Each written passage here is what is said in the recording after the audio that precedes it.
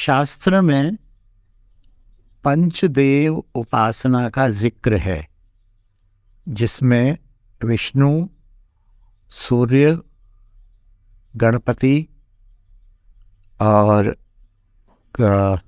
दुर्गा एवं शिव, ये पांच देवता माने गए हैं।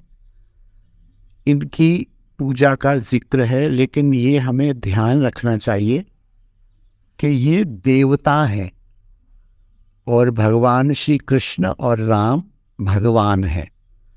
तो जो भगवद सेवा में, भगवद उपासना में लग गया, नाम की आराधना में लग गया, वो तो ऐसे ही हो गया। यथा तरोर मूल निषेचनेन, जड़ में जल देने से सभी तृप्यन्ते, सभी तृप्त हो जाते हैं। प्रारंभिक लोग जो अभी नाम के आश्रित नहीं हुए हैं या जो भगवद आश्रित नहीं हुए हैं, वो इन देवताओं की पूजा करते हैं। साथ ही हम आप लोग जो भगवान के आश्रित हैं, अपमान तो देखिए जीव मात्र का भी नहीं करना है। पूजा, उपासना, प्रणाम, सम्मान अलग है और उपास्य अलग है। उपास्य तो हमारे ब्रजेंद्र नंदन भगवान श्री कृष्ण ही है, लेकिन कभी ये सामने पड़ जाएं, कभी शिवरात्रि आ गई, कभी गणेश जयंती आ गई, कभी लक्ष्मी पूजन आ गया, तो इन सब देवताओं का पूजन भगवत प्रसादी करके करने में कोई हानि नहीं है।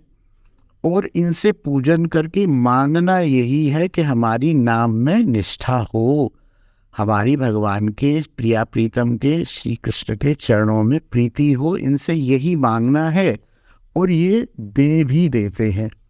ऐसे बहुत से उदाहरण हैं जो शिव की पूजा करते थे।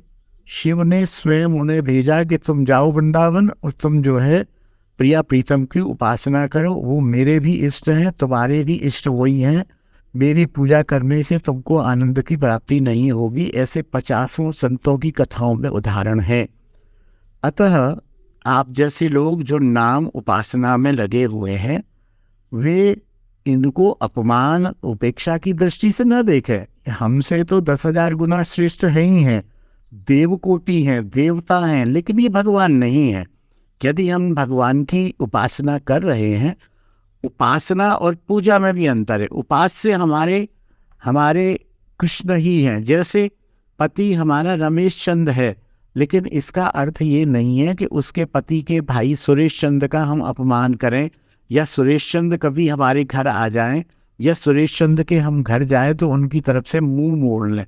हमारे पति हैं, हमें सेवा पति की ही करनी है। लेकिन सुरेश चंद भी, देवर भी आ गए, या पति के पिता भी आ गए, या पति की बहन भी आ गई, प्रणाम, राधे श्याम, नमस्कार, उनको भी यथा योग्य करना है, क्योंकि उनको भी पति प्रिय हैं हमारे, और हमारे पति को भी वो प्रिय है।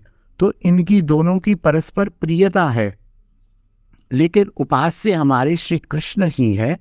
तो अनन्यास चिंतयन्तु मां ये जना पर्युपासते तेषाम नित्याभियुक्तानाम योगक्षेमं वहाम्यहम्। जो अनन्य भाव से मेरी पूजा करता है वो ही श्रेष्ठ है।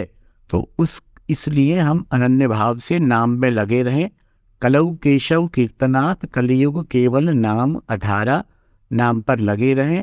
शिव जी की, गणेश की, सूर्य की, लक्ष्मी की, सबकी पूजा अपने आप हो जाएगी। सब अपने आप प्रसन्न हो जाएंगे।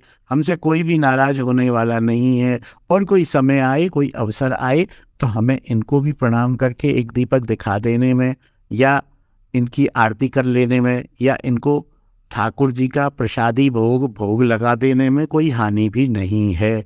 हम मांगे भी सही, तो इनसे पूजा करने के बाद यही मांगे कि हमारा चित्त भगवान श्री कृष्ण के नाम में, उनकी चरण सेवा में लगे। जय श्री राधे, जय निताई। बोल हरि बोल, हरि बोल, हरि बोल, हरि बोल, हरि बोल, हरि बोल, हरि बोल, हरि बोल, हरि बोल, हरि बोल।